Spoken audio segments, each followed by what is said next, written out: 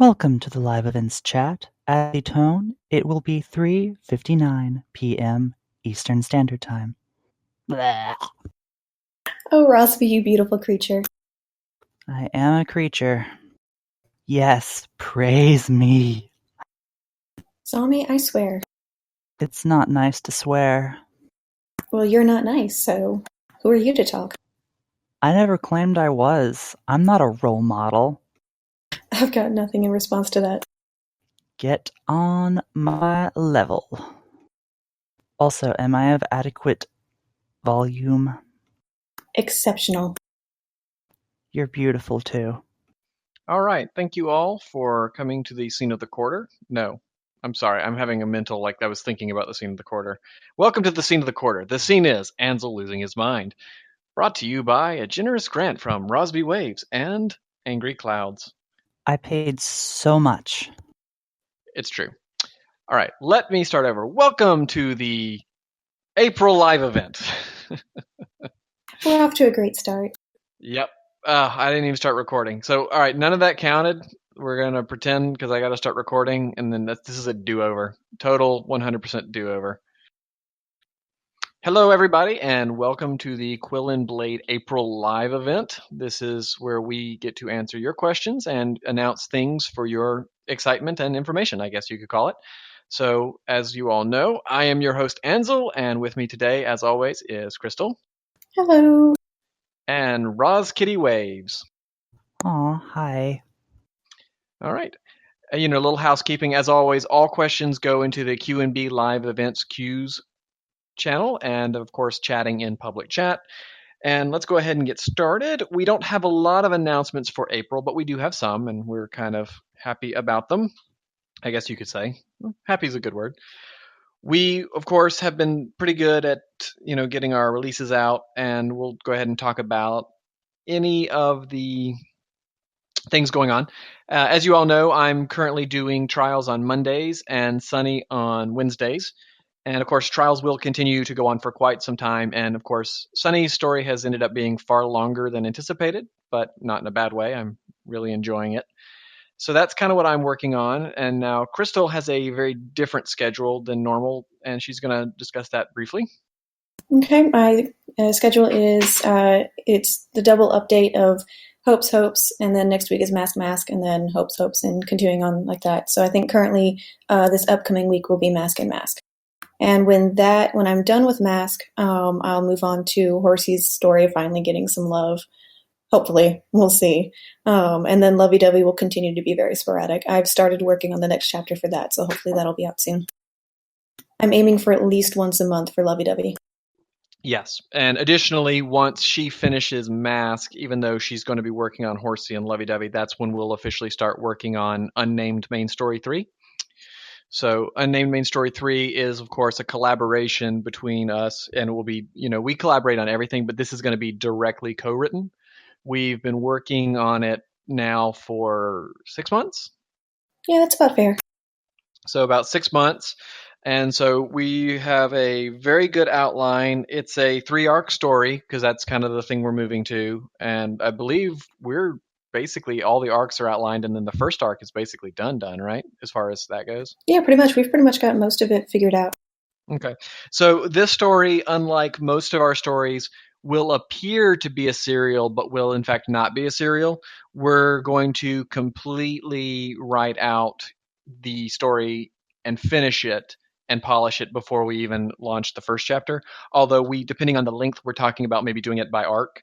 And so it may be, we finish an arc, we start releasing, we work through that arc, and then, if we're done with the next one, fine. If we're not, then we'll go on a little hiatus for that.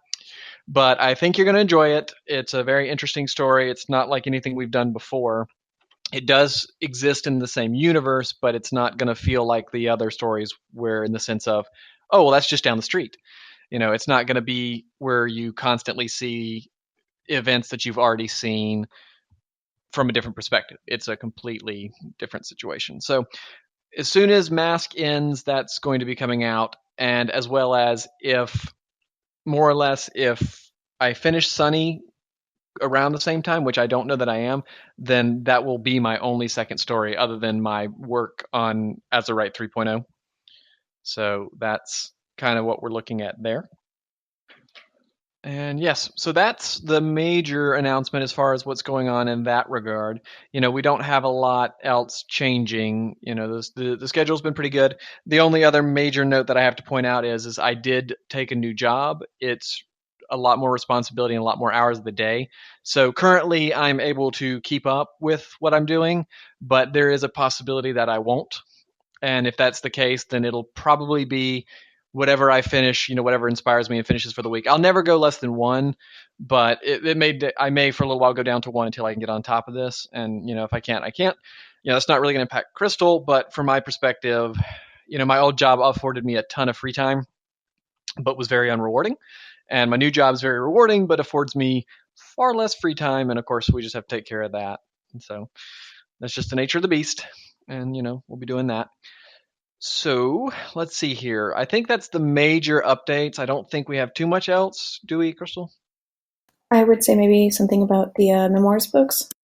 Oh, duh. Yes. Well, that's why she gets paid the big bucks and I'm just the guy that talks. So, yes, those of you that ordered memoirs books, I guess you'd want to hear about that, maybe. Actually, we just took your money and blew it on hookers and blow. No. All right. In addition to the hookers and blow, we actually did print the books. So the second proof came in, which is very handy. It was, I would say, perfect. Not in the sense that you're not going to find a typo. I'm just saying in the sense of the cover, the formatting, everything we were hoping for was exactly what we wanted. It turned out much better than I thought it would, not in the sense that I had any doubts, just more of I was additionally impressed with what happened. So that's important. Now, we did have to order a second proof, as you know, because I just wasn't thrilled with the first one. And the second one, I think, was so much better that it is absolutely worth that extra time that we spent. I really do. So the main bulk of the books was ordered.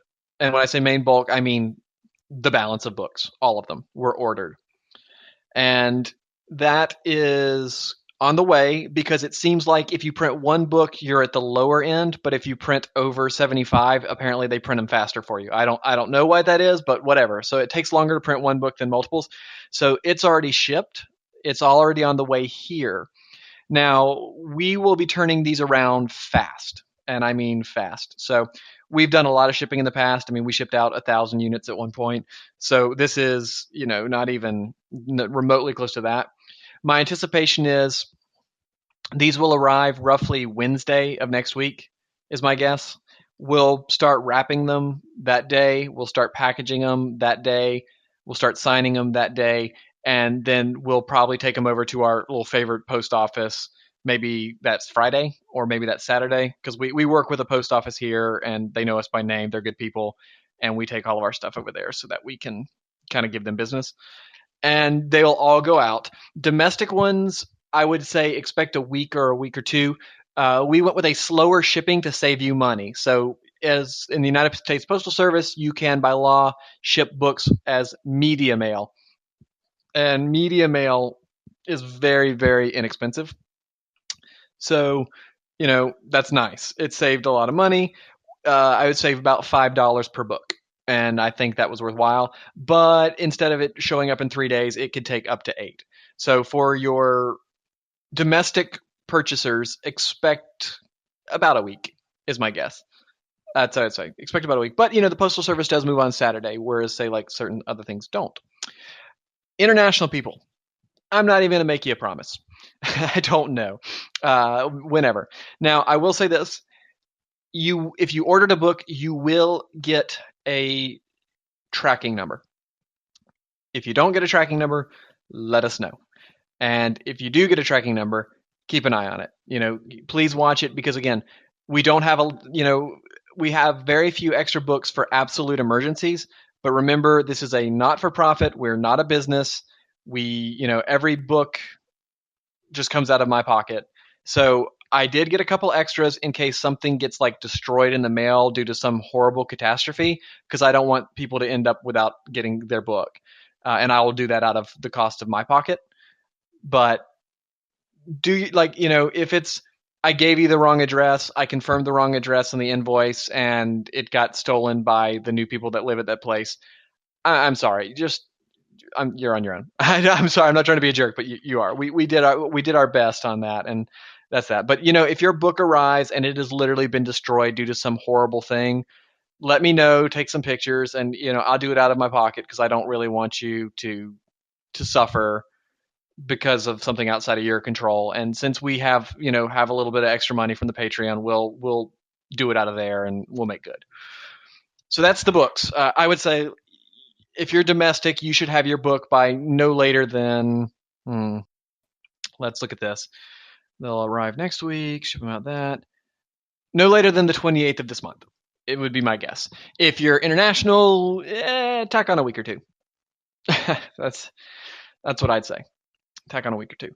So that's the books. That's announcements. I had a thought. It's probably gone now. That's fine. Thought gone. That's fine. Anyway, as always, if you have a character that's in the Quill and Blade universe and you have not registered for the Quill and Blade site, I highly recommend it because you can have an easier time tracking your character. Crystal put a lot of work in that, just sort of thing I would recommend. And other than that, questions should be submitted in the live question or live events questioning thread, and we're going to go ahead and start answering said questions. If you're tacking on what he said about the registering, if you have a OC that is on this list, please make an account and let me know so I can give it to you instead of this dummy account. I don't like dummies. Yes, we are trying to track down some people and associate. So far, we've had no luck, but it is what it is. Okay, we are going to move on to Q&A. And, feel free to continue to throw them into the questions thread as we go. So starting off, one for Crystal. On a scale of 1 to 10, how hot is Desert Rose going to be? Across all categories and interpretations of hot, I'm going to say about a 7.5. I see. Oh, apparently Thunder cannot hear us. Can anybody else hear us, or can nobody else hear us? I can hear you. Can you not hear Crystal? I can hear Kristen too. Crystal. Desert Rose, if you're not up on hopes, then you will not know what Desert Rose is. That is a valid point.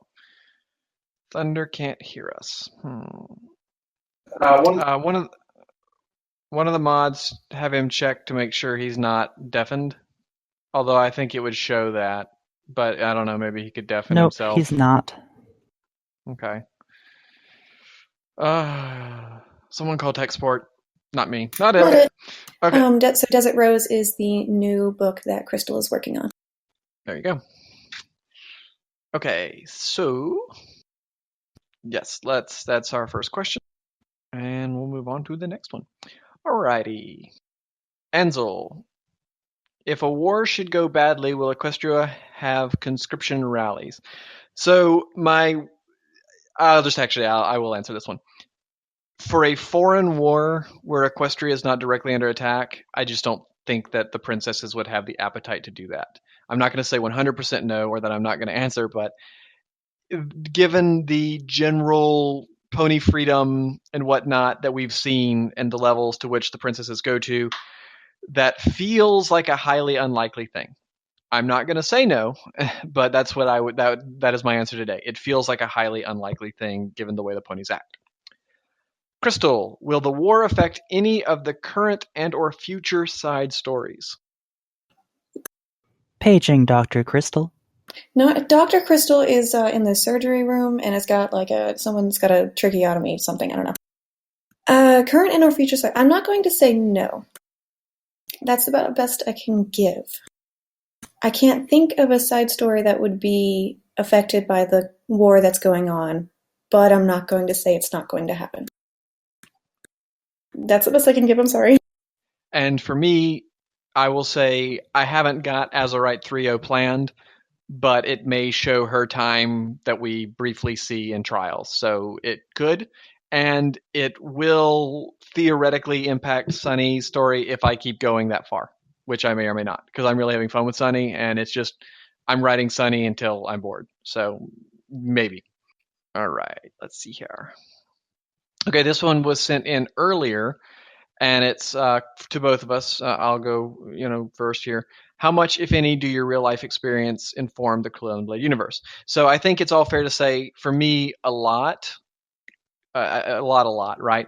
So Silent Night's whole PTSD thing is based on a friend of mine and trying to kind of do some of that justice, trying to work through that, explain that. His general experience with the military is based on my experience with the military. His love for board games is based on my love for board games. So there's basically the general premise of a lot of my life informs my stories, but not my characters, if that makes sense. And Crystal? I would say I do draw on real life experiences that I've had in bits and pieces, generally kind of like scattered throughout the stories and the characters and whatnot. Usually at the beginning of a character, like when I just kind of like have a seed of an idea of a character, but when they kind of develop through as the story happens to them, they grow less and less from where they started, if that makes sense. But I do definitely draw from real life experiences, like as has been discussed in the past. The wedding drew on some things, such as my lunch that I wanted. They just stopped making that apparently on my wedding day, so that was wonderful. And the tentacle bouquet. My mother did that. Yeah. Okay. Ansel and Crystal, are you allowed to ask yourself questions for this event? Am I? I'm not allowed to speak. No. All right. Ansel, why are you so random? Depends on how you mean. That I will take as then that's my level of humor. So Sunny, for the most part, is my humor. Silent Night's humor is actually not my humor. I just like to write that kind of dry, somewhat witty and or ignorant humor. But really, Sunny and Azurite are more my level of humor and I guess randomness, and they're kind of random. So I guess that's just my humor. I hope that answers your question. Crystal, why did you choose cat form to be your second form? Are we talking about how I had my avatar as a kitty cat for a while? Maybe. If so, oh, okay. Because Ra's Kitty Waves draws really cute little kitty cats, and I wanted to be a kitty cat, so I'm a follow the herd kind of person. As the song goes, everybody wants to be a cat. Except It's Bang. a fact. It's a fact, Ansel. We know where it's at. So we say. Okay, let's see here. Crystal, if Crystal wishes were to write an autobiography, would that be Crystal's wishes? If is the question, would it be called Crystal's Wishes? Well, either way, who's to say that Crystal's Wishes is not Crystal Wishes' autobiography? Dun dun dun. Inception. Bwah. Okay, this next one I think is for Crystal the character. What kind of milkshakes do you and Silent prefer? The fruity kind, the like really, probably like the strawberry ones or ones that don't taste like banana. And is there any wars fought between the two between Silent and Crystal due to a disagreement of preference? I'm sure they have had I see Crystal as more like the rollover kind when it would come to things like that, like the not rollover. That's not the right thing, but not a fight. Like how she doesn't like the miniature games. Just kind of like, I don't really enjoy these. I'm just not going to do these. You just go. You go do that. Like my wife. All right, Ansel and Crystal, how did you come up with all the different food dishes for Quill and Blade? So from my side, and I'll let Crystal go into this because she tends to actually have them talk about food a little more. From my side, I mostly just focused on vegetables that I like, and I do very much prefer vegetables to anything about anything at all. So that's where a lot of it comes from, and then it's just sort of like different stuff that I've actually cooked myself, and that is that. So I don't know. Let's let Crystal answer as well. I like to go to Google and search vegetarian recipes and just kind of pick some that seem like something the characters might like or the situation calls for. Like if it's whenever I'm doing the French ones, I like French vegetarian recipes and steal from that. So Google is my savior. Okay. And to both of us, what's the furthest you've been ahead in regards to posting chapters? Well, for me, that's easy. I think when I was working on Secrets, I was like 8 to 16 chapters ahead typically. I definitely used to have huge buffers. Normally, before I start a story, I have 10 chapters written. That has not been the case with Trials, and that's not been definitely not the case with Sunny. But again, Sunny's a whole different story, and by intention. And so that's me. Crystal, on the other hand, The most would be one chapter. That's the most I've ever happened to have a buffer. yes, she is an in the moment woman. Plus, I feel like for me, I write better when I feel that sense of a deadline kind of looming over me. Because once I get that buffer of one chapter, I'm like, I'm good. I got a chapter. I'm fine. And then I post that chapter. I'm like, I'm not fine. Okay. And the next one is, how much time do you spend altogether working on Q&B related works? And I assume we'll talk about a week. I would say probably a lot more than I think people think is the short answer of it. This consumes, and this is also why, again, I'm not going to be able to get as much done due to my new job. Like, we, at this point, almost all of our free time goes into this. So, if we're not working on a web app for this, actually writing the stories, planning another story, something, I mean, I don't know what day of the week that is. I mean, really, ends up being, I'd say we do some work on Q&B 7 days a week, every day of the week. I was doing some of it during my work hours. Then we'd come home and do some of it. We don't have a lot of, we do 3 times a week. We try to do something with Runic and Rosby and Marms. And other than that, almost, waking up. So I'd say I would be shocked if I don't spend personally 20, 25 hours a week on all this. And, Crystal can kind of think about hers. She writes a little bit different and is a little bit, I don't want to say slower in like a negative way, but she spends more time. I would not be surprised if she doesn't spend close to 40 hours a week doing this stuff. What do you think?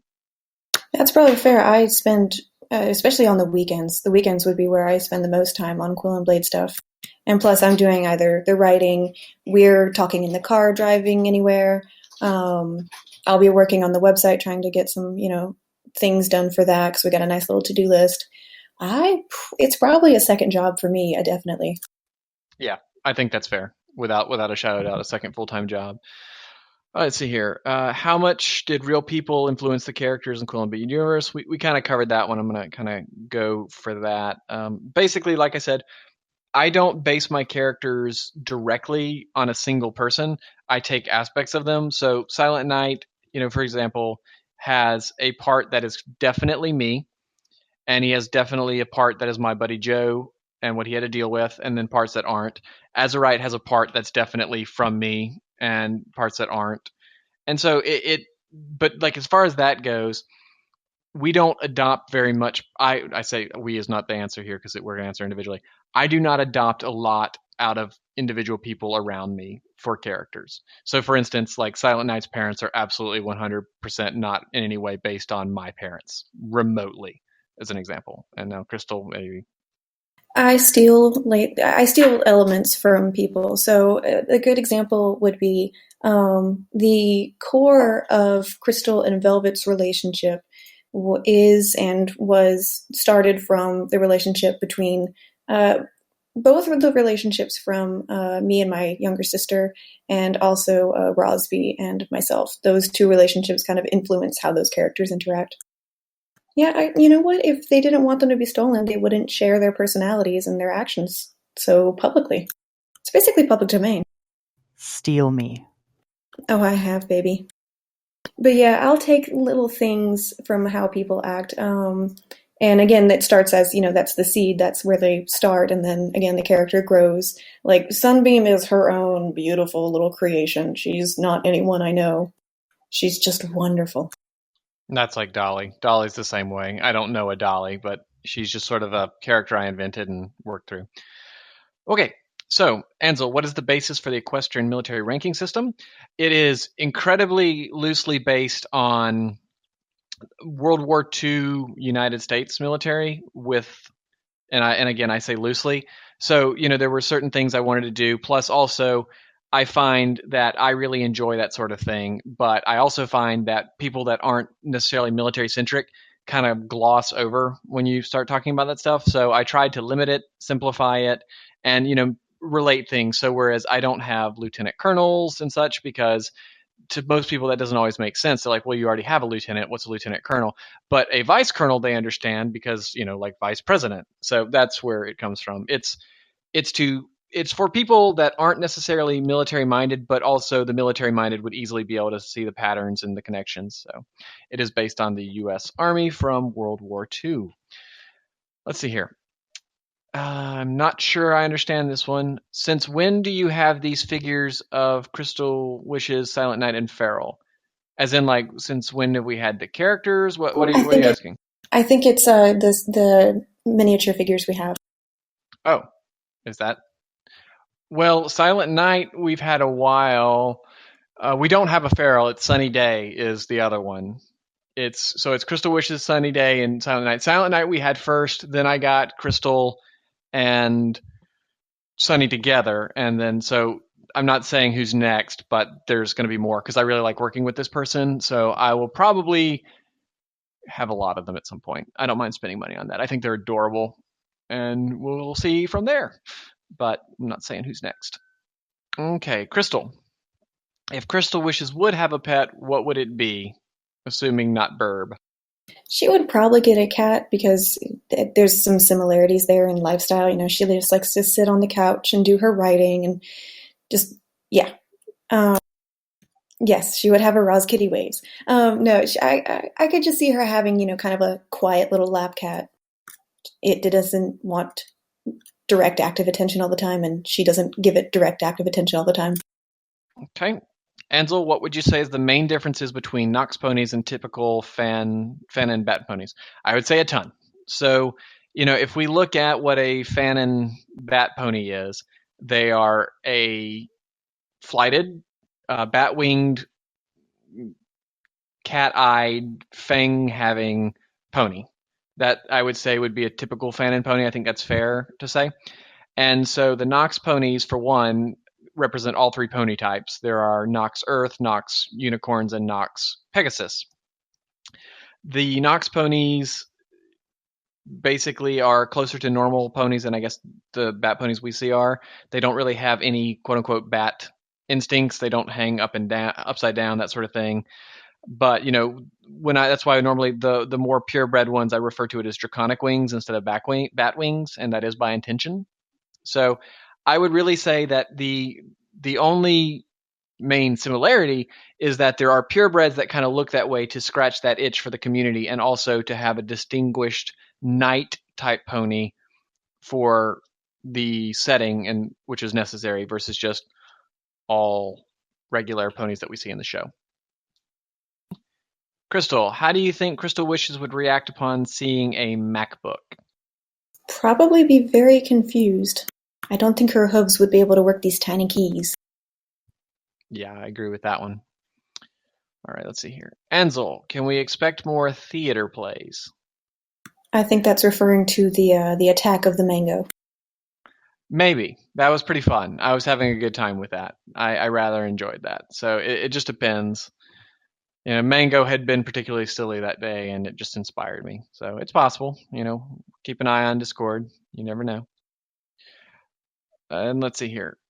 Ansel and Crystal, would Silent and Crystal give their children the Night or the Wish's name? So that's a hypothetical, obviously.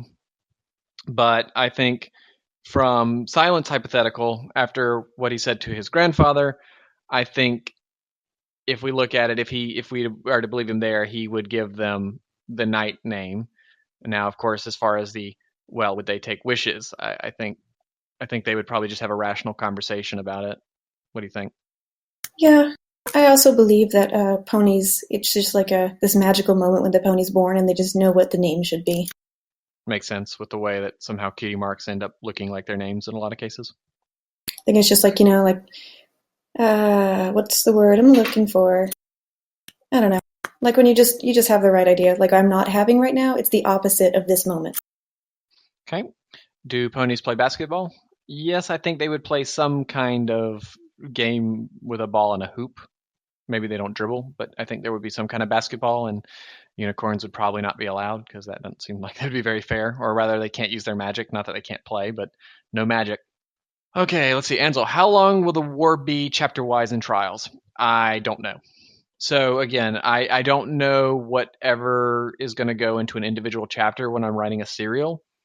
I have a very good outline. I know the major, minor, and trivial things, events that I need to convey. And sometimes we've done, Crystal can tell you we've done this 100 times where we're like, I've got 10 chapters left, and it ends up being 25 because it just, I can't plan that, and characters steal scenes. So I don't really control them so much as they dictate the narrative. And if they decide they want something to go longer, then it goes longer. So, for instance, and I'm not going to do any spoilers for those who may not have read, but chapter 6 was already supposed to be part of chapter 5, but it ended up being a two-parter, and I think that worked out better anyway because y'all know me, I love doing cliffhangers. But it was originally supposed to be 4 and 5, not 5 and 6, and then it's already going to start spreading out because 7 didn't get as far as I thought it was going to get, and so now 6 was 7, 7 was supposed to be 8, now 8's its own thing. Anyway, it's just sort of that, and that's really all I can say. So it's not that I don't want to answer, it's I literally do not have a clue. My ballpark guess today, would be at least another 10, maybe more, maybe 15, maybe not. I just don't know. I don't know. And it also depends on the definition of war. So I have no idea. Okay, let's see. Next question. Ansel Crystal, which character really deserves a side character but will never get one? Well, for me, the word never is too strong. I would like to do an Iridescence and Winterspear side story, but I don't have time, and it's not my priority right now. I would really like to do a Feral side story, but I don't know that I have the artistic and writing talent to do it, because to truly show what Feral's life really looks like might make a reader vomit. Uh, it would be very challenging to write. But so that might be one that's a never, or one that's not shown from her first person. But I also don't write third person very well, so then it might be an even worse story. But I'd love to do a Feral story. I planned one, but it was very difficult to work through. So, Crystal, do you have any thoughts on that for you? I ideally want to write a minific for like everyone. That would be awesome. I don't know if that's going to happen, but that would be awesome. I probably will hesitate on writing characters that are, yes, Bitter Batter is definitely going to have something, that are canon background characters, like Raven. I kind of hesitate on writing Raven. Yeah, exactly. As Posted just said, at the rate we introduce new characters, good luck. Exactly. Okay.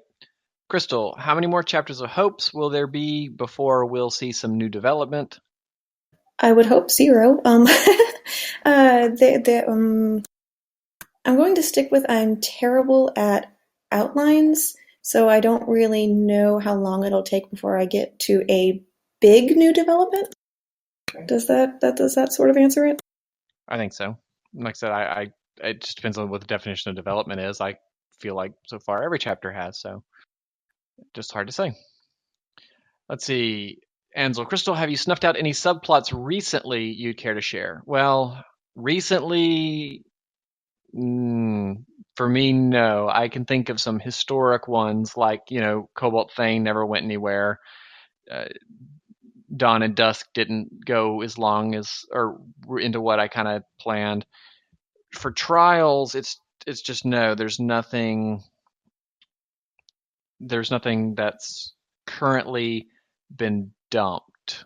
So when you say recently, no, nothing in this one. How about you? That sounds like going to be my reaction to everything, it seems.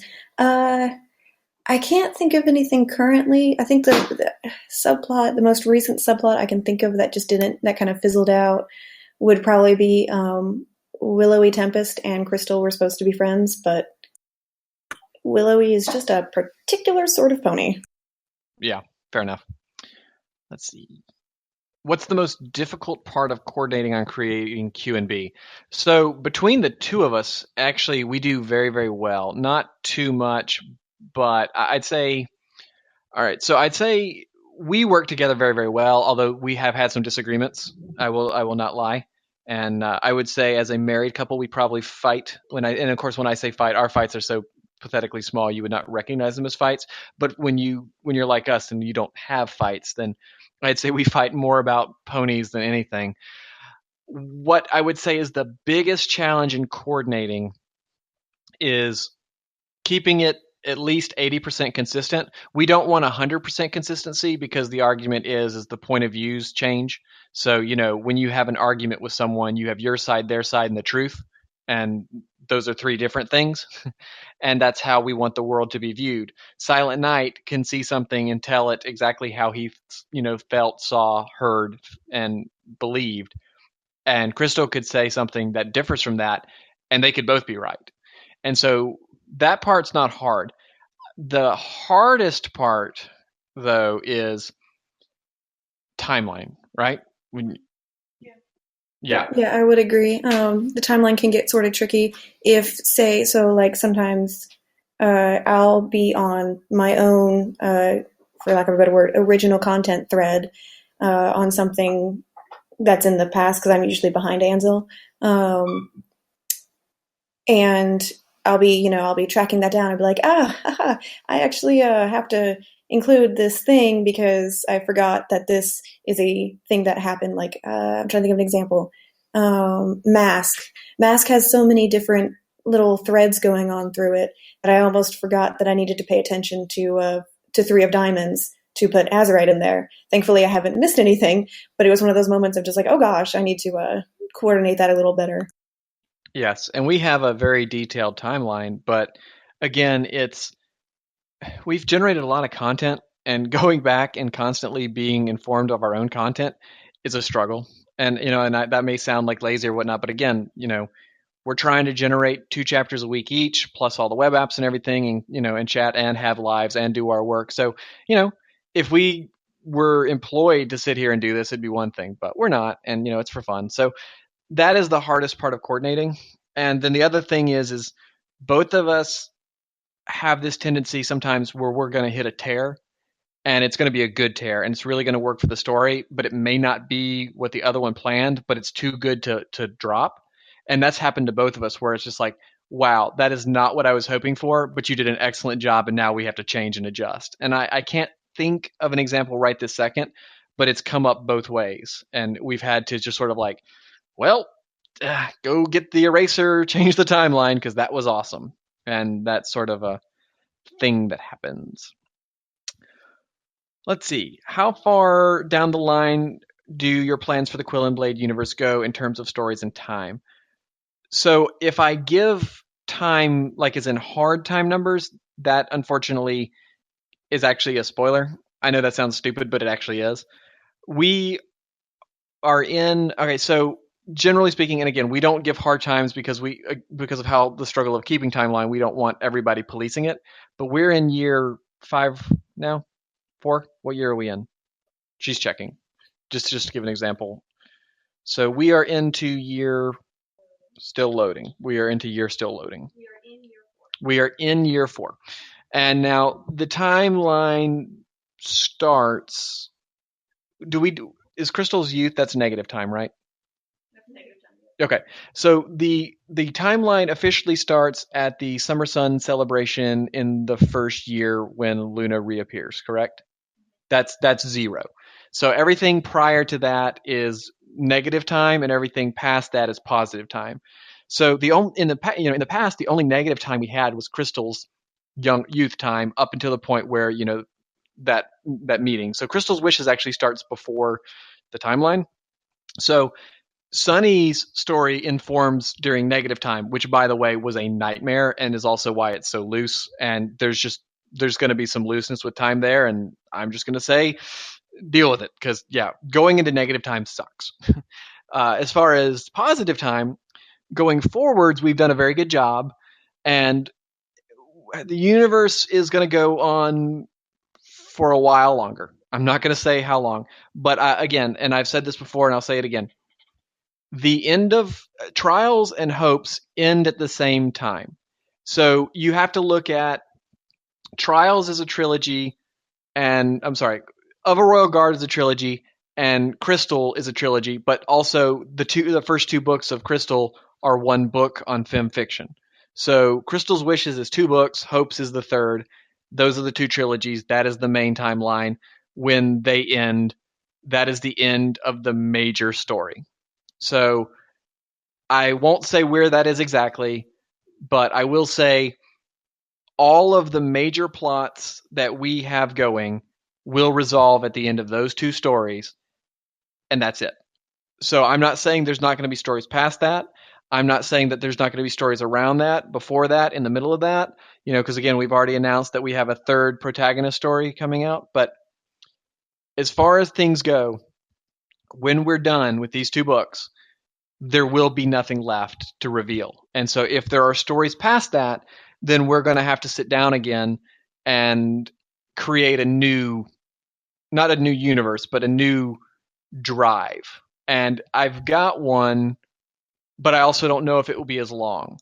And it's something that we'd have to talk about together, and it's something that we'd work on close together.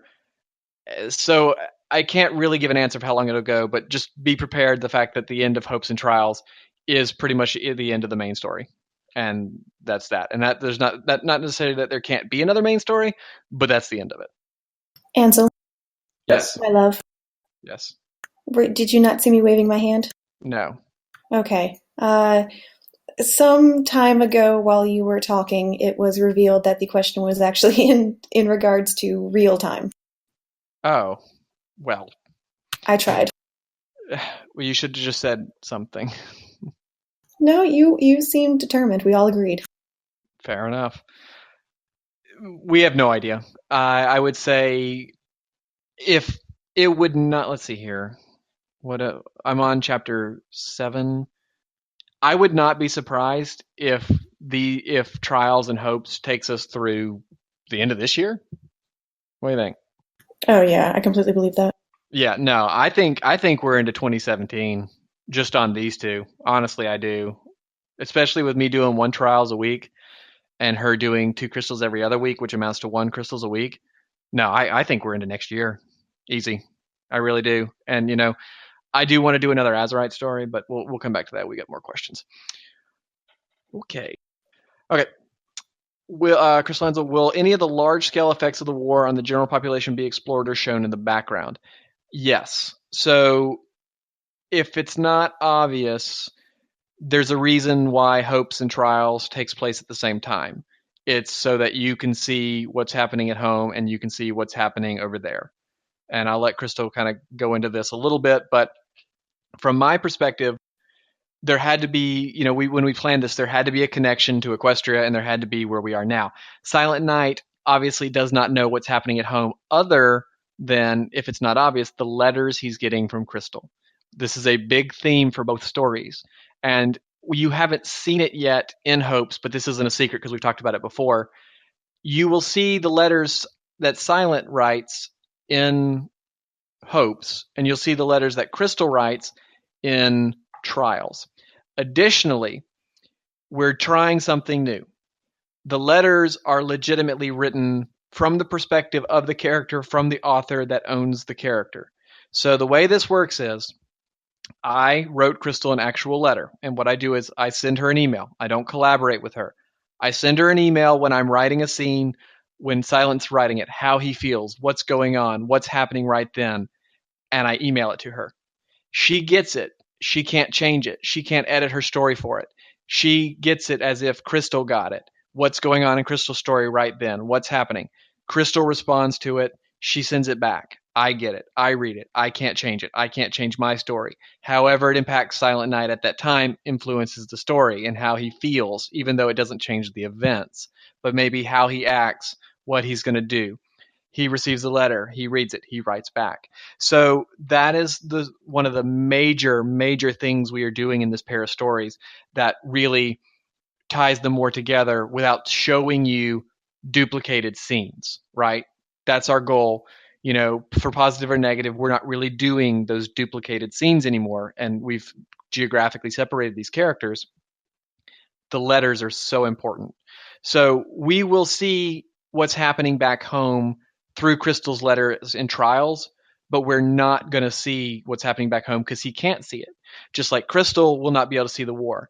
So the short answer is, and I know sometimes people hate hearing this, but you have to read both stories. And at this point, if you don't understand that that's a big part of this universe, is that you have to read both stories to see the story, then we're not right for you, because we write this together. And instead of a book where it changes perspectives, from chapter to chapter, or changes what character's following, we just have two separate stories or two separate books, so to say.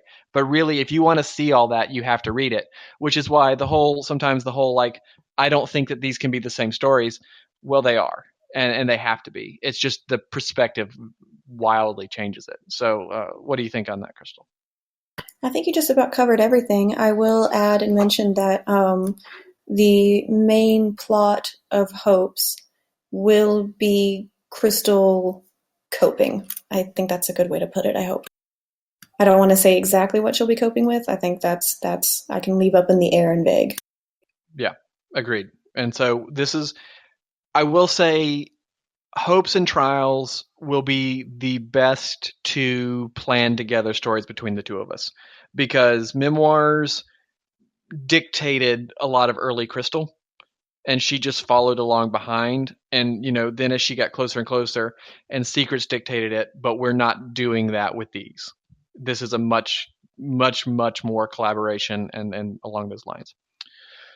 Hopefully. So yes, you will see the effect on the general population through Hopes, and you will see it in Trials through letters and through some mentions from people that have been there, but Silent Night will not see it directly, obviously, for obvious reasons. Ansel, you have mentioned that you're dyslexic. That is true. If you were to write a dyslexic character, how would you show that aspect of them as part of the character?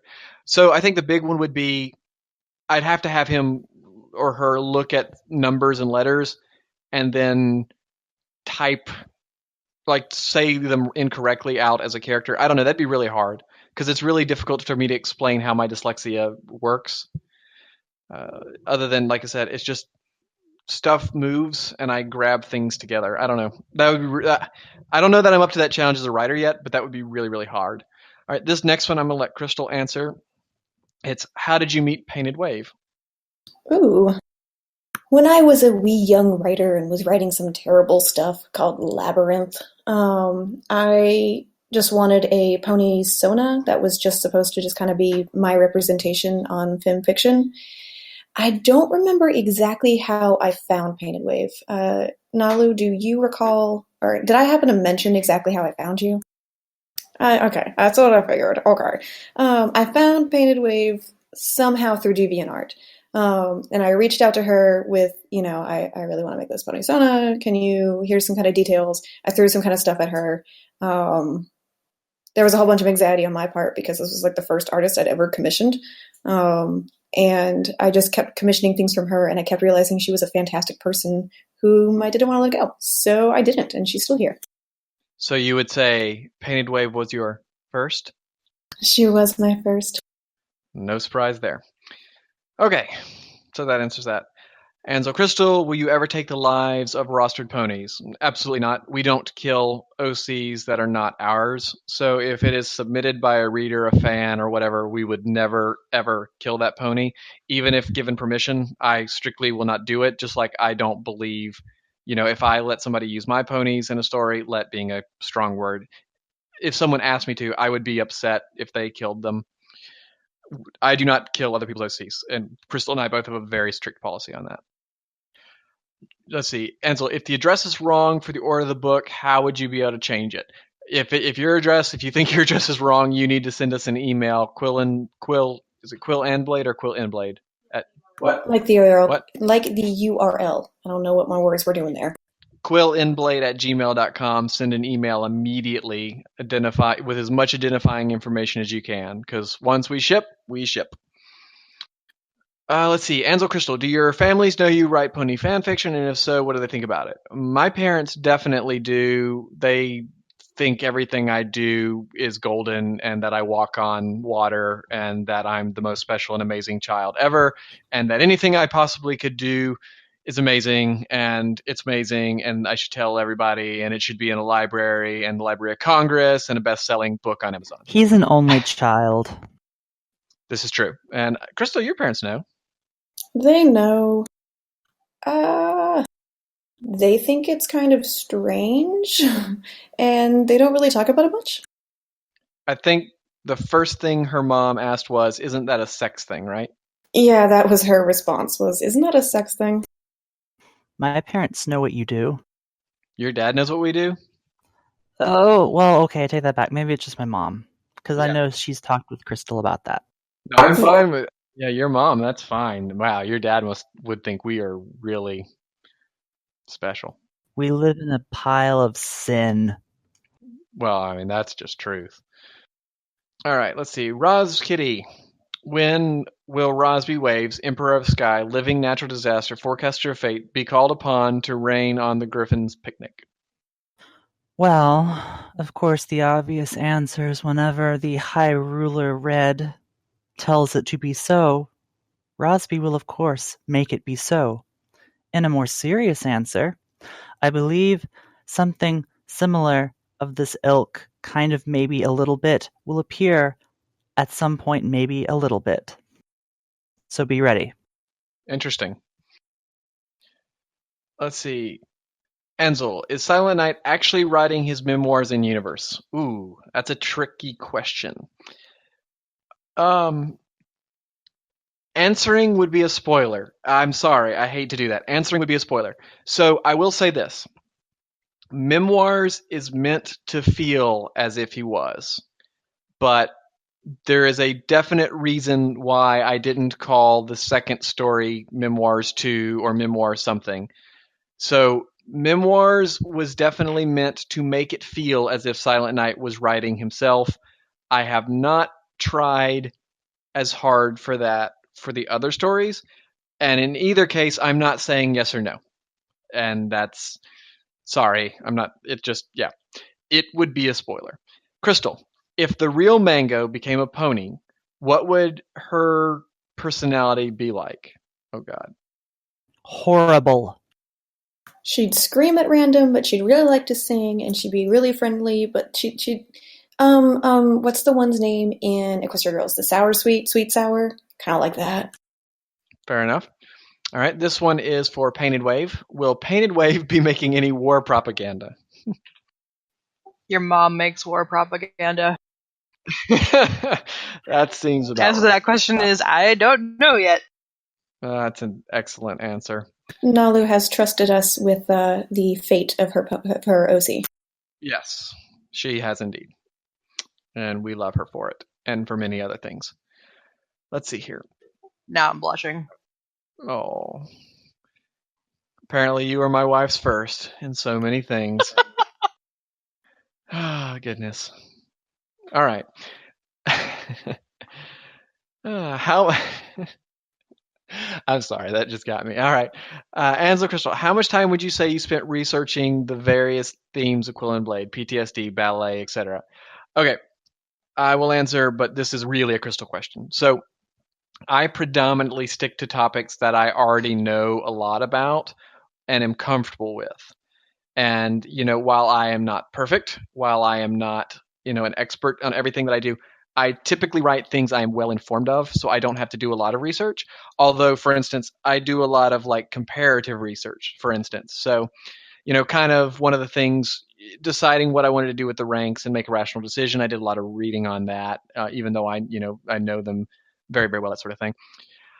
The PTSD thing, I didn't have to do a ton of research because, again, I've seen it in person. That's just how it is. I've seen it. I've seen how people react to it. I've seen how people act around those people. And, to be honest, it sickens me. Not the people suffering, but the way people treat them. I'm not going to get on a tirade, though. So I didn't have to do a lot of research on that kind of stuff. Now, Crystal, on the other hand, I have like 20 or 30 bookmarks alone on ballet, and then more on other things that I'm going to be doing in the future. I am constantly researching. I will research on my.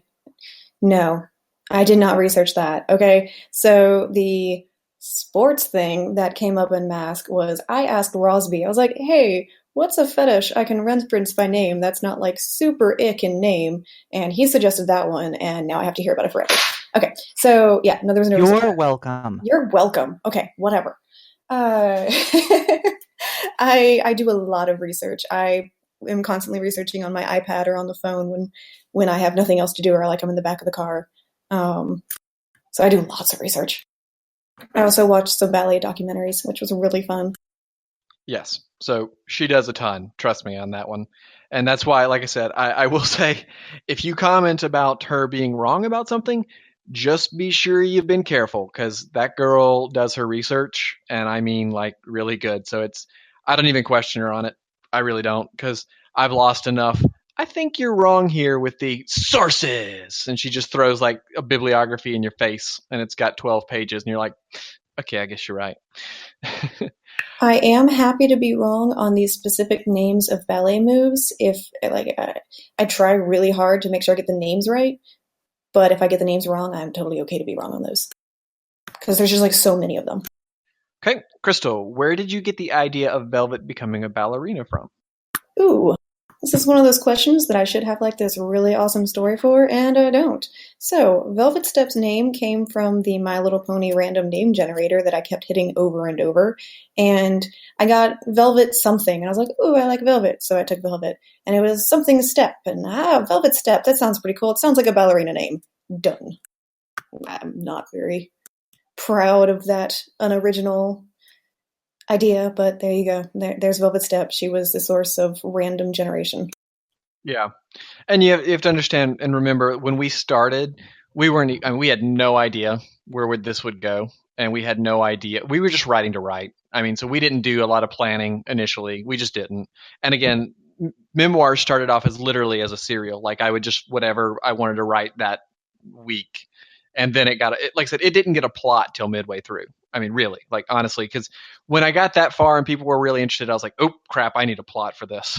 So there's no lying. We can sit here and pretend like we're George Lucas, where he claims that he had all these plans and such before, even before he got Star Wars out there, but he didn't. Star Wars was a standalone movie, and that was that, and then it all came up.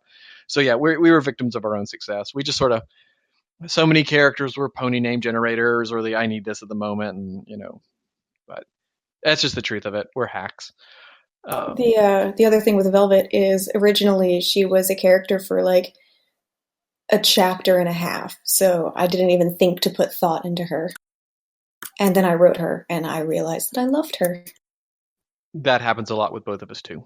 Characters that are not supposed to be main characters end up being main character. Well, not main, but like secondary, importing, supporting characters, and characters that we think are going to matter just end up being like I said, the Knox twins. I was going to do so much more with them, and I just didn't really enjoy them as characters, and I just people liked them okay, but I was more like, hey, I've got this Knox ponies. I want to do something about it. And I didn't. I just didn't. And that's the thing. And it shows. There's just no lie. I mean, it shows. You can read the story and you're like, okay, they didn't have to be where they were and give them the gravity that it was. And yes, that was just sort of I wasn't interested, and I'm still not. I don't know. When I get through the second edition, we'll see what I can do with them. But it's just, yeah, no. Okay, let's see here. And to both of us. Oh no, yeah, well yes.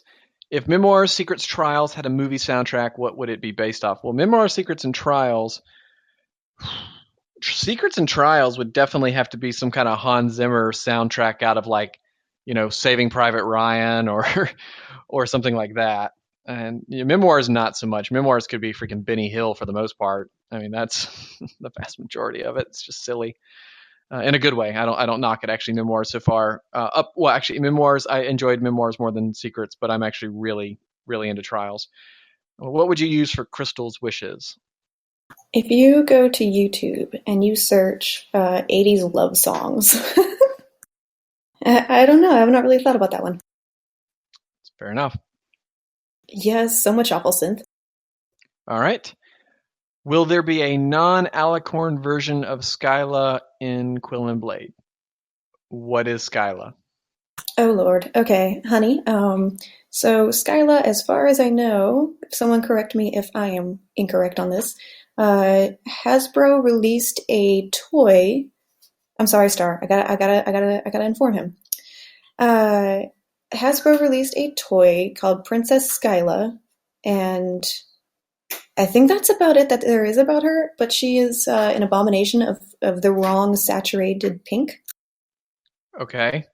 And she is or is fan theorized to be, I'm not sure which, to be Cadence and Shining Armor's baby. But they have a baby. Well, this was before that. They can have Oh. more than one. No, this is China. Oh, well, pre-recent China, Ponyland. No, I didn't even know what that was. I don't think I'll be sneaking that in. Enzel, will there ever be 3 of Spades, Clubs, Stars, Suns movies to complete the cycle? Well, I mean, it depends on what we talk about.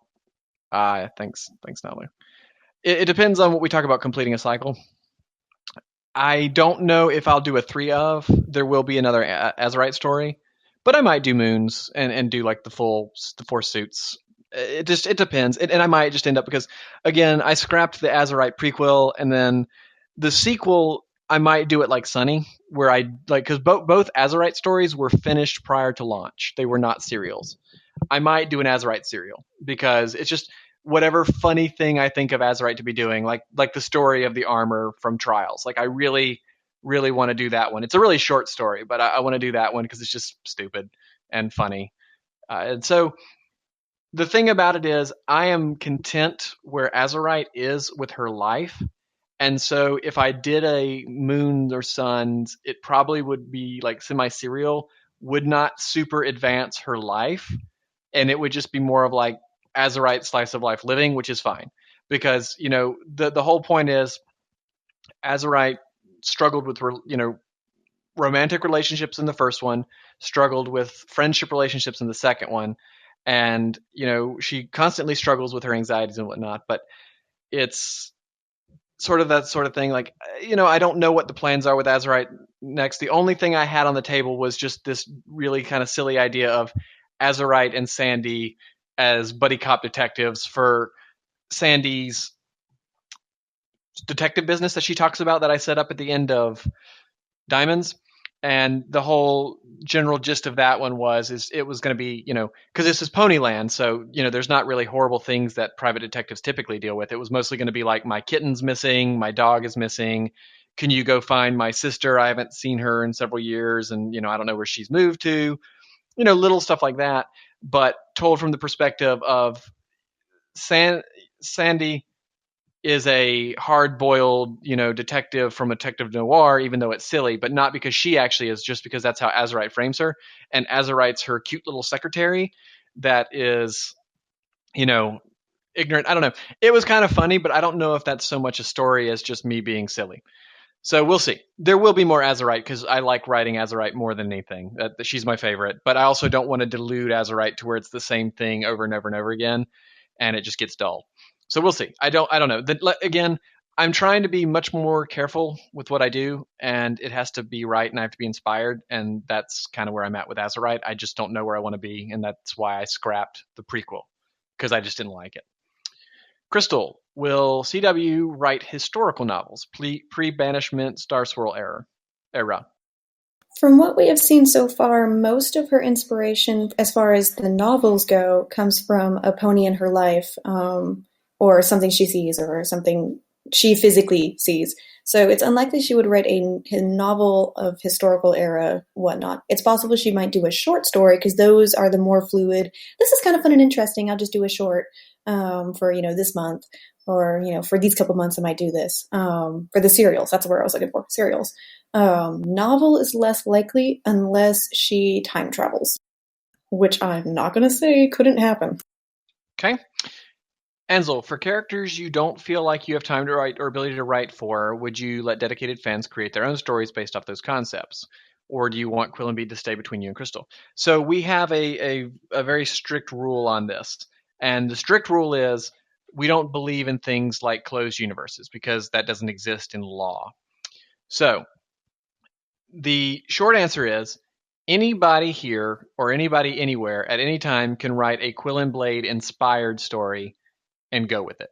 And we appreciate being asked for permission, but you don't have to. We really appreciate our characters being respected, but truthfully, you don't have to. Now, granted, you're probably not going to be very popular with us if, say, you turn Silent Night into a murderer or you turn Velvet into a rapist. But that's your right. That's parody. That's no matter what anybody tells you on fanfiction, no matter what anybody tells you for art on DeviantArt, you have a right to write whatever you want. It's called, well, if you're in the United States, it's the freedom of expression. It's the freedom of parody. That's what it is. As long as you're not wholesale plagiarizing, you can do what you want.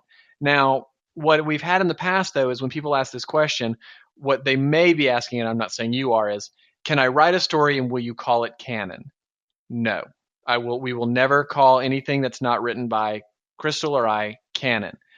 But what happens very frequently, and you can talk to any of the people that are in this channel all the time, any of the people that have written stuff, is the stories that people write about our stories inform us in a way that oftentimes get cameoed or added to canon as we write through.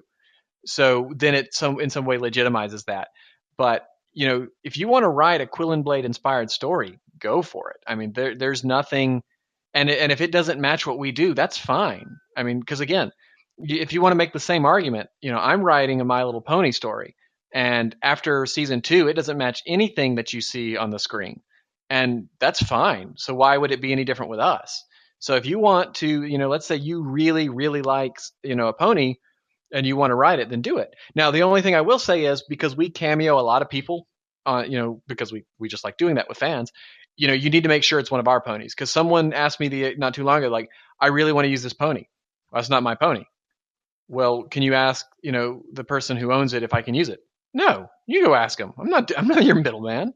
So, I'll tell you who owns it, who it belongs to, but, you just got to be careful with that. But, the short answer is if you want to write a Quill and Blade inspired story, you want to call it Quill and Blade, but again, it's always inspired, and you want to do it, then that's fine. And you can share it with our fans and do that, and there's no problem with that. We're just not going to. It's never going to be top level canon. I'm sorry, it's just never going to be. Okay, Ansel, how does Pink Pony keep winning at cards? Well, I think we all know that's a spoiler, because the real trick is Pink Pony a doll, or is she real, or is she a magical doll? Or is it really just that Azurite's actually really, really, really good at cards, and she basically personifies that through Pink Pony? Or is actually the fact that 3 of Hearts and 3 of Diamonds never really happened, and Azurite's just sitting alone in a padded room pretending it's all happening, and that Pink Pony isn't real? Or what if Pink Pony is the only real pony, and all of this is just in Pink Pony's imagination? Crystal, where did you get the idea to make Velvet and Sunbeam such massive trolls? I think it's hilarious. I think some of it comes from Rosby, actually. Thank you. I think some of that is just inspired by the way Rosby is. And I always find that sort of personality funny. So I stole it. I'm a thief, remember? Okay. Ansel, if you could get someone to voice Silent Night, who would you choose? Probably me. Not out of ego, but I think just the way that Nalu recommends James Earl Jones, which actually that's the thought when I pre-read this question. I thought about that. I was like, that would be so awesome. Oh man, couldn't even imagine that. But I think it's not dry enough. I would say probably me, but I'd have to, monotone it a little bit more, slow it down, that sort of thing. I'd probably want to say it'd be fun to get H. John Benjamin. That would be really awesome. That would be the voice of Archer or Bob for Bob's Burgers. That's who I'm going to go with. If it was a celebrity, yes, that would be. And same question for Crystal regarding Crystal. I'm not good with names or celebrities or voice actresses or anything like that. I always hear Crystal as Maid Marian from Disney's Robin Hood. That's just my go-to voice when I imagine her. I love that voice. I don't think I'm posh enough to be Crystal. Mm. All right, this is for Crystal and Rosby. Is it fair to say that your relationship is best described as vitriolic best buds with emphasis on vitriolic? I would actually say that's exaggerated for the fun of it. I don't.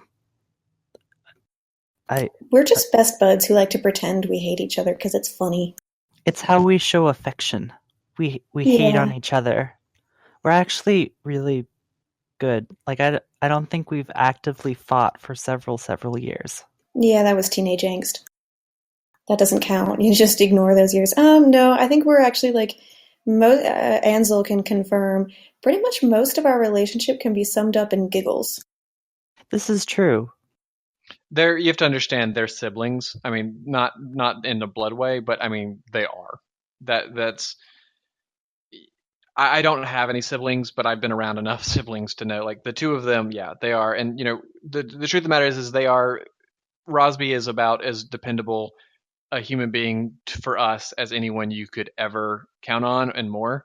And so yeah, they have fun with that, and they do. Like I will say, when the two of them are together, the way they interact in the channel is the same way, but it's their affection, so to speak. But yes, Rosby's actually very quote unquote mean to her, just like she would be in anywhere. But no, it's not.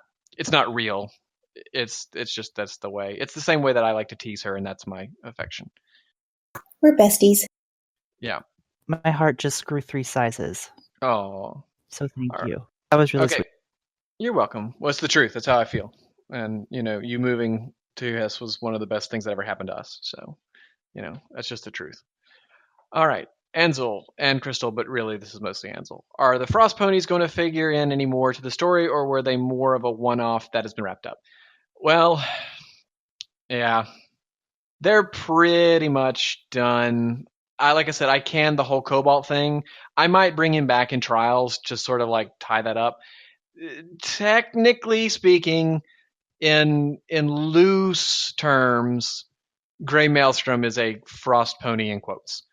Technically speaking, in loose terms, she's a frost pony in quotes, but not exactly. Sort of. It was an idea. I was playing around with inventing pony types, and I like the idea of it, but they're probably done. But I don't want to tell you that they are, and then I end up coming up with an idea and using them. But they are a option that exists out there that I'm currently not choosing to option. And that's just the truth. I've kind of toyed with some ideas since Crystal is in the Crystal Empire, which would likely be the best place to learn about frost ponies. I've thought about that. She got rather turned off to them by Cobalt Thane. But, you know what? Talking about the whole subplot thing that got nullified, I'll try to give some, Frost Pony for me was kind of that, in that it didn't turn out the way I wanted. What the Crystal's Frost Pony thing was intended to be originally, but it just didn't pan out that way, was just to be a struggle for Crystal in this. It doesn't inspire her because she doesn't know a pony like that, and Cobalt Thane isn't very inspiring, and so basically it's a failure for her, which I feel weird because then I basically took away a failure. It just became a dead end. So I don't know. That one just kind of petered out. It just didn't work with what was going on. But jumping back to the current question and not past questions, I have been thinking about maybe introducing that in hopes, but I just don't know if that's going to work out. So let's not say that frost ponies are definitely gone, just don't know.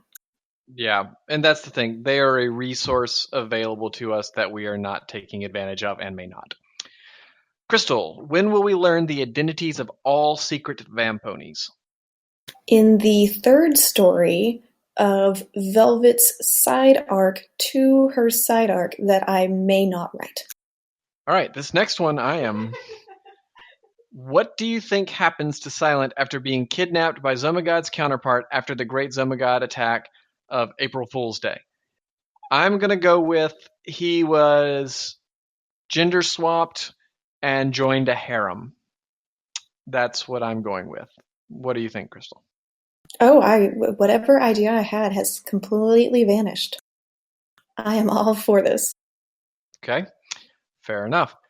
Ansel and Crystal, are there any other pony types are there any types of ponies in Quill and Blade universe like Nox or Frost ponies that we haven't seen yet?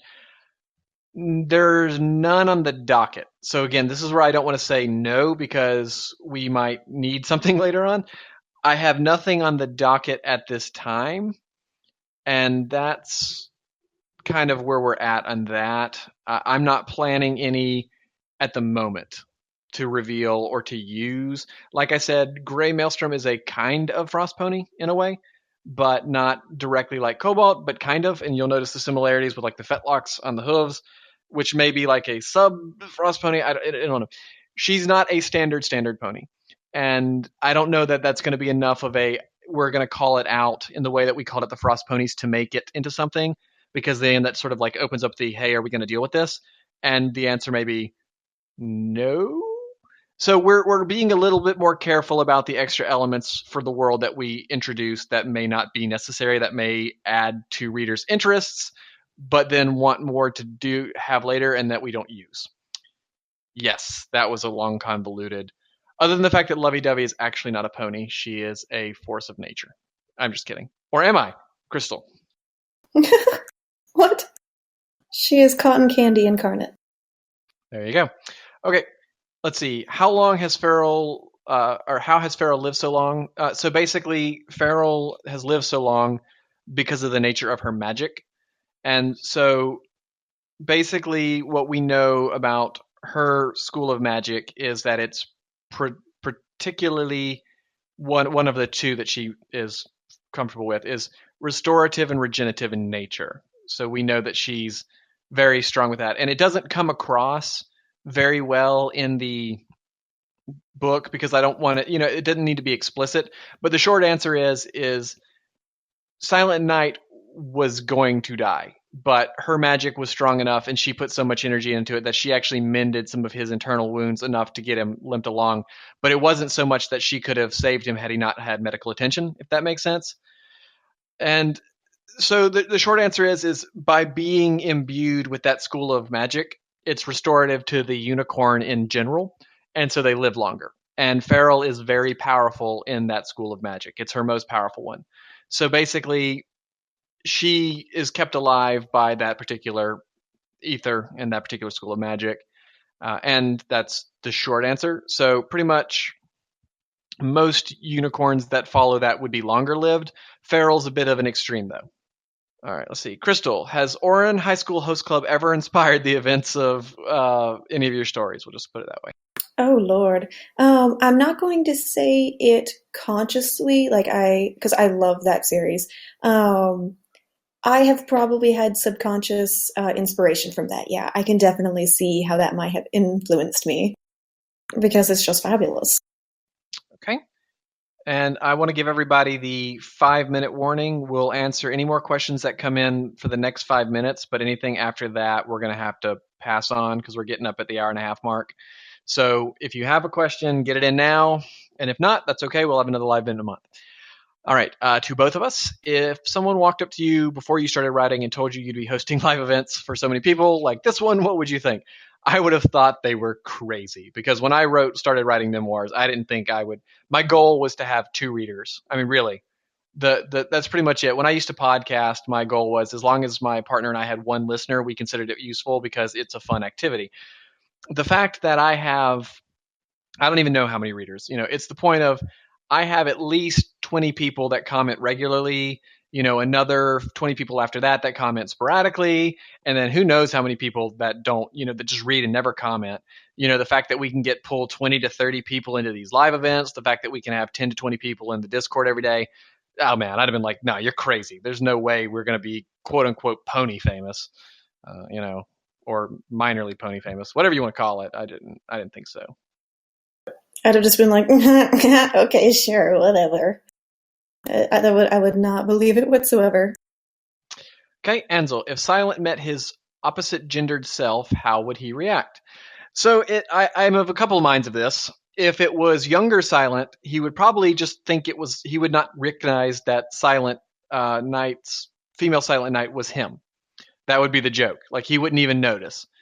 Because again, he looked at a picture that was clearly him but had different color eyes and only pointed out that it's different color eyes. So that would be my joke. Like if Memoir's Silent met Silent Dame from Zomi's story, he just would be like, "Oh, our names are the same. That's neat," and just go on his way.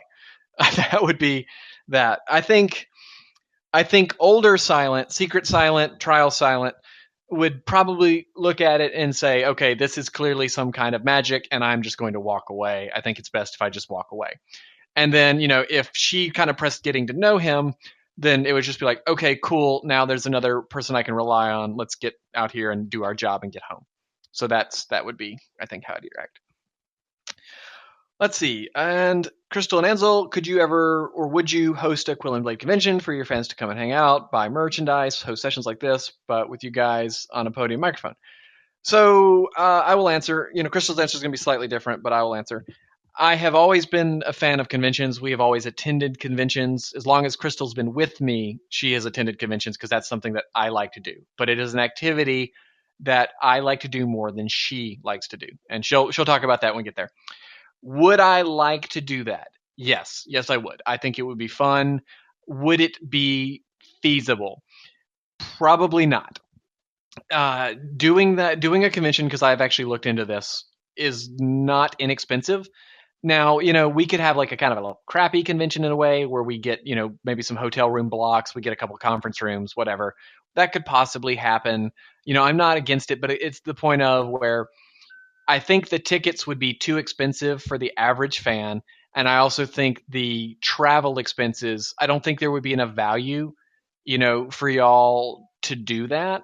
I mean, because again, let's say we do it on the East Coast and, I'm going to probably look around Raleigh or Durham, North Carolina to set this into motion. If I did it, we'd find space there, which also has a close by airport. Excuse me. It's also mid East Coast. It's also on interstates. So now you're looking at people to spend a couple $100s just to come to a convention with us. We're probably going to have 30 attendees. It's a fun idea. I would love to do it. That's on my list of this would be a dream come true, but likely unlikely. Now, what has happened in the past and may happen in the future is I have been invited to be on panels at PAX East. I've been invited to be on panels at DragonCon. I've been invited to be on panels at Gen Con. I have been to a lot of conventions where I've spoken as I don't know what, an expert, whatever, somebody for different things, MMOs, board gaming, all sorts of stuff like that. There is a possibility that at some point I'm on a BronyCon panel, maybe. I don't know. It just depends. So that would be the far more likely thing for me because, we're going to attend our first BronyCon this year and I'm going to probably enjoy it, and if we do, we're going to do that annually, but we'll just see. So now Crystal, on the other hand, has a different convention experience and opinion. I don't know what more there is to say beyond, that I'm a slightly shy, anxiety-driven person who conventions tax me. But it would be really fun, I think, to do a meetup at a convention like BronyCon. If anyone's going to that would be really awesome and be a little less stressful. And I think probably more feasible. Yes, and so I would like to do that. And what probably will happen is, I think Thomper has got a good lay of the land with BronyCon in the past and has been pretty familiar with it. So depending on his availability, I'm probably going to sit with him virtually and see about helping us schedule like a little meetup when we're there, because we will be there. And again, like I said, we love meeting y'all and we're fine with that. It's just, hosting our own convention just seems unrealistic, but doing a meetup at BronyCon every year, well, that seems far more likely. But again, I have to know about the facilities. I don't have a lay of the land. I haven't been there. If it was DragonCon, it'd be easy. I've been there, 15 times, and I've been for the last 6 years in a row. It's easy. But for these that I don't know, it'd be harder. Okay. I will say for our European ones, I would love if there's like a central European convention that you Europeans all go to. I would love to 1 year go to that. Yes, and emphasis on 1 year. Europe's expensive, but no, she's right. If we are going to do, like, if there is a fairly large one that a large majority of our European readers could go to, that would be the one we would do. And we are working at doing a Europe trip in the next year or two. Year being 2017, not 2016 or 2018. We would probably look at maybe doing that, but we'll have to see. And again, another change with my changing job is I lost half my vacation days, so that makes it a lot harder for us. So, yeah. Anyway, we will come back to that. And let's see here. If you could choose a theme song for your characters, what would it be? I think for Azurite, it would be Chicken Dance on loop. How about what do you think, Crystal? About Azurite or about theme songs? About theme song for any particular character, but yes, I just love the idea of the chicken song on loop. I absolutely think, because I watch a lot of Bollywood movies. I doubt anyone is familiar with the song, but there is a Bollywood song from Rab Nibbana Djoti that is just like I absolutely think of Crystal with it, which is the Hole Hole song. You're queuing up, honey. I can link it. Yeah, I had to close the questions. Sorry. Okay. I do have, just on that topic, I do have the Tunes and Croons thread that has a whole bunch of songs for characters. Okay. And Crystal Ansel, if you had to choose a single word to describe each other's stories, what would it be? So for Crystal's, I would call it optimism. That's my single word for Crystal's story. Optimism. That's a good word. I'm trying to think, because unfortunately, silent stories and Azurite stories are very different. Well, no, I meant specifically just silent stories. Oh, okay. Silent stories. I'm trying to think of the good word to encapsulate this idea I have in my head. Insert Jeopardy waiting music here. I know. The word I keep trying to want to use is, that's not it. See, this isn't a describing word. I want to try to find a describing word for overcoming, Toaster. Toaster, yes. I would describe his word as toaster. Like triumph, struggle? I don't know. I'm not doing too well here. I'm going to stick with toaster. Toaster it is. Okay, and let's see. 2 questions left. This one is for everybody, Quill and Blade related for the most part. So this is an Ansel, Crystal, Nalu, and Roz Kitty. If you could save one pony and only one pony each from the universe, if all were going to die, what would it be? Well, I would obviously save Azurite. That would be that's without it, not even a question. Definitely Azurite. And Crystal. Oh Lord, I don't know if I can pick one. I'd probably have to save Horsey because I just feel like I'm so bad to her that I just have to save her like that. You know what? You didn't get your story. When the pictures, I don't always commission you as I should. I will save you from death.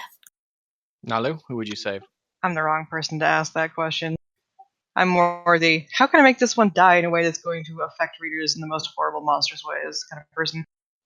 She's honest. She'd save Azurite too. Probably save Azurite, yeah. There you go. And I think we know who Rosby would save. Oh, really? Do tell. Red. You are indeed correct. Rosby would give his life to save Red. Yeah. And any one of you who says Redsby is not a thing, y'all are wrong and you're all losers.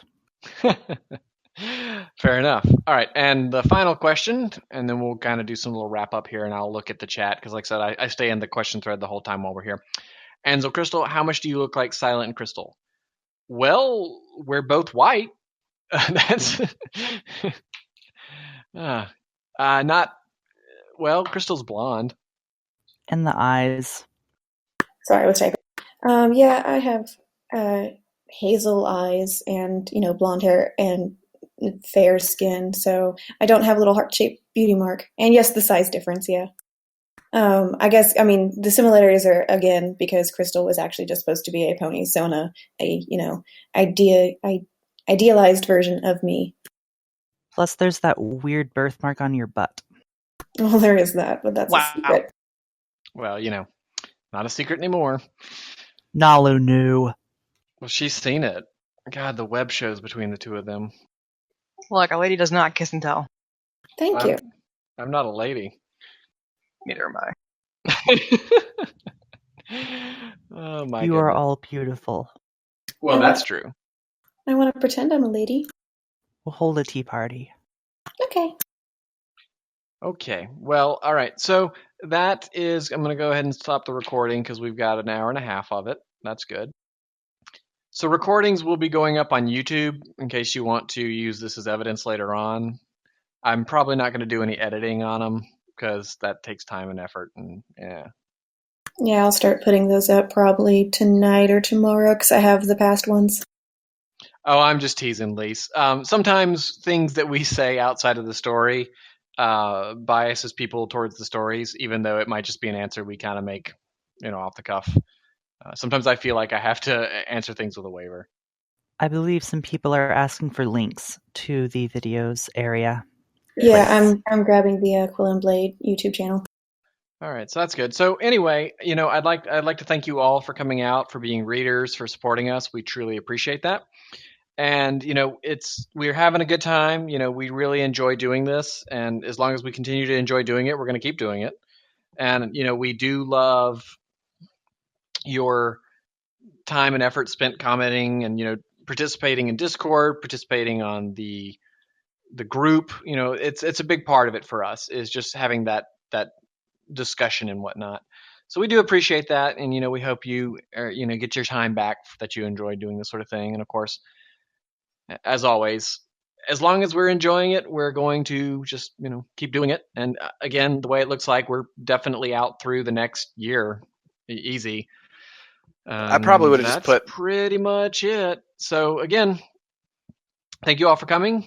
You're welcome to stay. The public chat is now in fact public. Although if you are going to stay, please be very mindful of the rules, and the big ones being that they're very safe for work. There are rules in the Discord app at the top there, and more importantly, there are no spoilers in public chat. That is not allowed. And when I say spoilers, I mean season 6. At this point, we try not to spoil our stories either, but we do it a lot anyway. But that's neither here nor there. So thank you all for coming, and we hope you had a good time. As I said in the chat, I don't know anything about how YouTube works, so if anyone does and has some suggestions how I can make it look less awful, I am always open. Always please send me a private message and instruct me. Oh crap, wait, there's one more thing. Sorry, wait, there's one more thing.